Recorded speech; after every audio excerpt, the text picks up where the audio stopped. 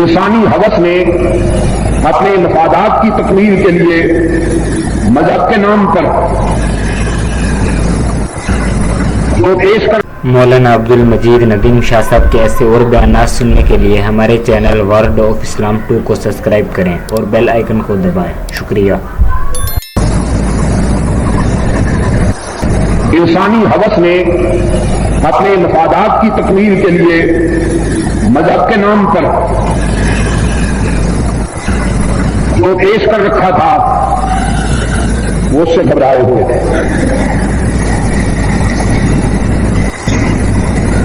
قرآن عرض کو چھان مارا انہوں نے. جنات کے لیے سفر کرنا تو کوئی مشکل مسئلہ ہے نہیں. نہ انہیں ٹرین کی ضرورت ہے، نہ بس کی، نہ جہاز کی. فطرت نے ہی انہیں یہ سب سہولتیں میسر کر دی.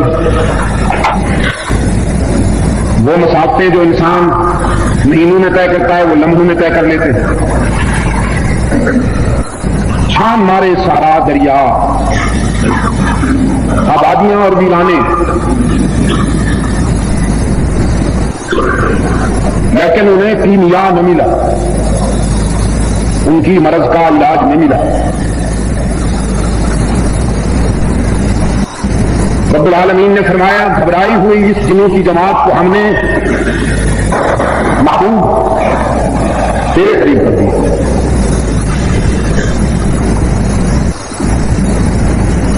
وَلَقَدْ صَرَفْنَا إِلَيْكَ نَفَرًا مِنَ الْجِنِّ يَسْتَمِعُونَ الْقُرْآنَ.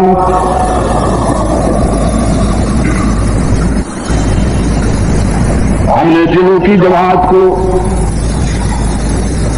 آپ کی طرف بھیج دیا. انہوں نے آپ کی زبان سے قرآن سنا. قرآن تو قرآن ہے ہی کہ جب اسے پڑھنے والی بھی وہ زبان ہے کہ کائنات انسانی میں اس سے زیادہ پاکیزہ زبان کوئی نہیں ہو سکتی. وہ زبان جس کے ذریعے رب انسانوں سے باتیں کرتا ہے، وہ زبان جس سے وحی کے پھول جھڑتے ہیں. رحمت عالم صلی اللہ علیہ وسلم طائف کے تبلیغی سفر سے امتحان و آزمائش کے مرحلے سے گزرنے کے بعد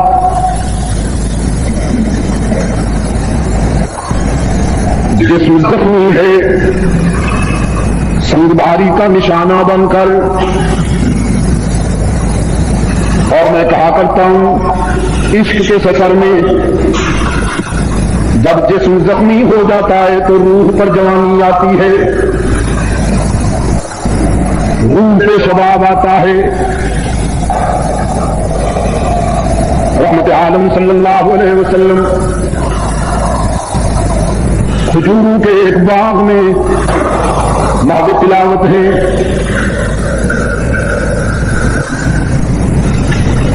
اللہ کے بھیجے ہوئے فرشتے منتظر ہیں، فطرت منتظر ہے. جن انسان نما درندوں نے اللہ کے محبوب پر مشق ستم کی، سنگباری کا نشانہ بنایا، جس کے نتیجے میں رحمت عالم صلی اللہ علیہ وسلم سر سے پاؤں تک خون میں نہائے ہوئے ہیں. اللہ کے فرشتے منتظر ہیں انہیں غصہ آئے،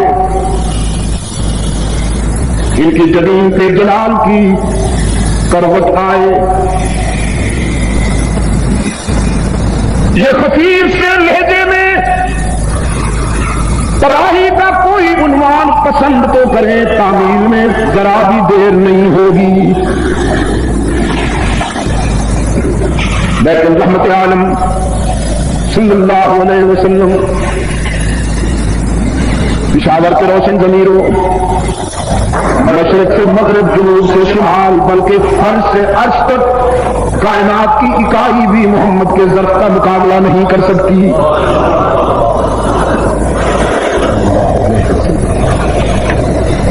کوئی غصہ نہیں، کوئی اشتعال نہیں. خدائی کی بددعا کے لیے الفاظ تو دور کی بات ہے، فکر میں تصور ہی نہیں. اگر ہے تو بس یہ یا اللہ،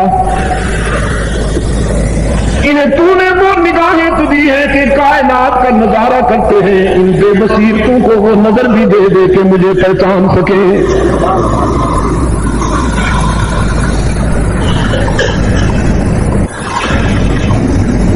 رفیق سفر نے بھی عرض کیا، اللہ کے محبوب نوح نے بھی تو اپنے نافرمانوں کے لیے اللہ سے عذاب مانگا. فرمایا میں نوح نہیں ہوں. وہ اس وقت کے حالات تھے.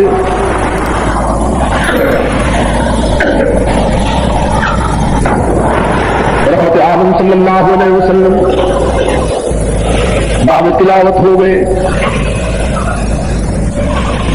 رب العالمین نے ان بیماروں کو ادھر بھیج دیا. یستمعون القرآن. رحمت عالم صلی اللہ علیہ وسلم سے انہوں نے قرآن سنا. پھر ایک دوسرے سے کہنے لگے ہم سے کوئی خسر خسر نہیں ہونی چاہیے، کوئی اور بات نہیں ہونی چاہیے، بس ڈوب جاؤ اس تلاوت میں. رحمت عالم صلی اللہ علیہ وسلم آنکھیں بند کر کے ماہ تلاوت ہے.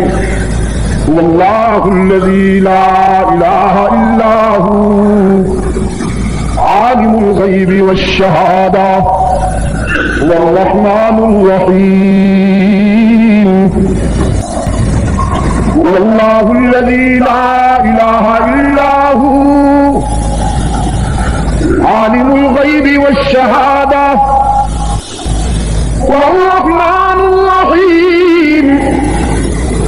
واللہ الذی لا الہ الا ہو الملک القدوس السلام المؤمن المہیمن العزیز الجبار المتکبر سبحان اللہ عما یشرکون. واللہ الخالق البارئ المصور. الخالق البارئ المصور. الخالق البارئ المصور له الاسماء الحسنى يسبح له ما في السماوات والارض وهو العزيز الحكيم.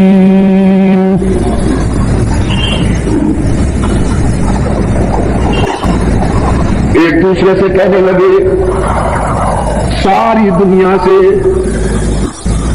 جنہیں اطمینان نہیں ملا، جن کے مرض کا علاج نہیں ہوا، انہوں نے رحمت عالم کی زبان سے قرآن سنا، تشخیص بھی ہو گئی، علاج بھی. کہنے لگے انا سمعنا قرآنا عجبا. انا سمعنا قرآنا عجبا يهدي الى الرشد. ہم نے قرآن کریم کو عجیب سنا، یہ تو روشنیوں کی رہنمائی کرتا ہے، یہ تو اجالوں کا راستہ دکھاتا ہے، یہ تو سویروں کا پتہ دیتا ہے، یہ تاریکیوں کو دور بھگاتا ہے، دل و نگاہ کی دنیا کو روشنیوں سے معمور کر دیتا ہے. اسی کی تو تلاش تھی، اسی کی تو طلب تھی، اسی کے لیے تو مارے مارے پھرتے تھے. بس اب دیر کس بات کی. فآمنا بھی ہم اعلان کرتے ہیں کہ قرآن ہمارا، ہم قرآن کے.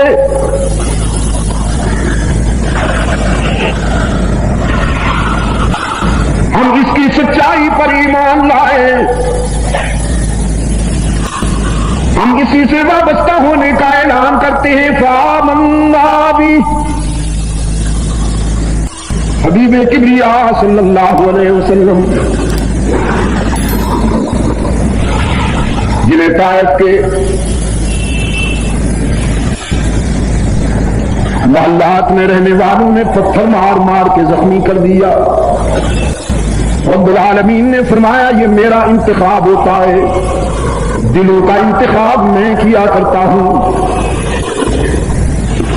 وہ بدنصیب تھے، بہار ان کے در پہ آئی تھی لیکن نہیں مانا، ٹھکرا دی، اور یہ صدیوں کے خزاں زدہ تھے۔ لیجیے میں انہیں تیرے قریب کرتا ہوں۔ رحمت عالم صلی اللہ علیہ وسلم کے ہاتھ پہ بیعت کی اس جماعت میں، اور اس بیعت میں پہلا وعدہ لن نشرک بربنا احدا، لن نشرک بربنا احدا۔ آج کے بعد ہم وعدہ کرتے ہیں کہ اللہ کے ساتھ ہم کسی کو شریک نہیں بنائیں گے، اس لیے کہ سب سے بڑی بیماری یہی ہے۔ انسان جب بہت زیادہ بیمار ہوتا ہے تو اسی وقت ہوتا ہے جب اسے ٹی بی ہو جائے، ہارٹ پرابلم ہو جائے، کینسر ہو جائے، بی پی بیلنس اپسیٹ ہو جائے۔ یہ سب حیوانی بیماریاں ہیں، حیوانوں کو بھی لاحق ہوتی ہیں۔ انسان سب سے زیادہ اس وقت بیمار ہوتا ہے، سنجیدہ بیمار ہوتا ہے جب اسے شرک کا مرض لاحق ہو جائے۔ اور یہ جو تعویذ گنڈے ہیں یہ شرک کا راستہ کھولتے ہیں۔ مولوی اس لیے نہیں چھوڑتا کہ ان کے ذریعے اسے مال ملتا ہے، بدنصیب ہے، چند تنکوں پہ قناعت کرتا ہے۔ اگر یہ سلسلہ نہ کرے تو علاج تنگی داماں بھی ہے۔ اللہ سے مانگنے والے، اس پر بھروسہ کرنے والے دنیا میں بھی سربلند، عقبیٰ میں بھی سربلند، لیکن اس بدنصیب کا ذوق یہ ہے کہ یہ قوم کے نذرانوں کو انحصار کرتا ہے۔ انسان سب سے زیادہ اس وقت خطرے میں ہوتا ہے جب اسے شرک کا مرض لاحق ہو جائے۔ قرآن کریم نے اسی بیماری کا سب سے زیادہ علاج کیا۔ اللہ آپ کو توفیق دے کہ آپ قرآن کریم کو غور سے سمجھیں۔ پڑھنا بھی بہت بڑی سعادت ہے لیکن اسے سمجھیں۔ سب سے زیادہ قرآن کریم نے جس ہدف پہ زور دیا، جس نقطے پہ زور دیا، وہ توحید